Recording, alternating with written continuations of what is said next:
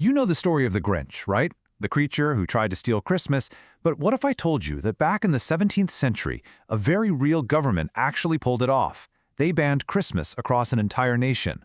This is the wild story of the Puritan War on Christmas. So who was this real-life Grinch? Well, forget the green guy from Whoville. We're talking about a real, flesh-and-blood political figure, a very powerful one, who looked at Christmas and didn't see joy. He saw a problem that had to be erased by law. So let me introduce you to Oliver Cromwell and the Puritans. The year is 1644. England has just gone through a brutal civil war, and these guys have seized control. Cromwell, a deeply devout Puritan, becomes the new leader, the Lord Protector. And his vision for the country, well, let's just say it had zero room for the feasting, drinking, and general fun that Christmas was all about. But why, right? Why would anyone actually want to ban Christmas? For the Puritans, this wasn't just about being killjoys. For them, it was a matter of serious religious conviction.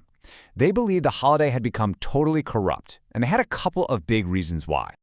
First off, they called it a pagan Popish festival. Okay, let's break that down. Pagan because they saw traditions like putting up holly and ivy as holdovers from pre-Christian winter festivals. And Popish? Well, that was their slam against the Catholic Church. All the big ceremonies and feasting felt way too Catholic for their tastes. In their eyes, the holiday was spiritually dangerous. And it wasn't just about the religious side of things.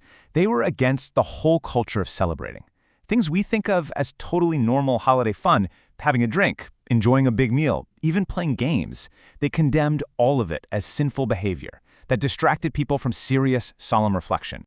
So they decided to outlaw it completely. And listen, this wasn't just a suggestion or some new guideline. This was an official act of Parliament. We're talking about the full power of the government being used to try and literally wipe Christmas off the calendar. And this ban lasted for 12 years. 12! Just try to imagine that. A whole generation of kids could have grown up without ever experiencing a traditional Christmas.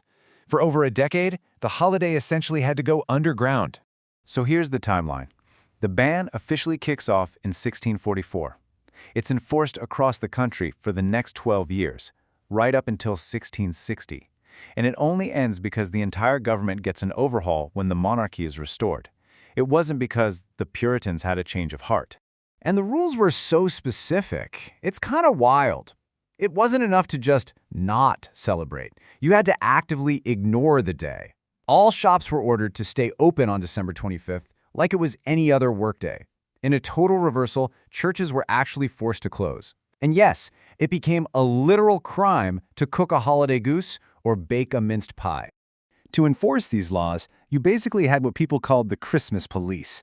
Soldiers and officials would literally patrol the streets of London, and if they saw any decorations, they'd just seize them. They would even sniff the air, trying to catch anyone who was secretly roasting a goose.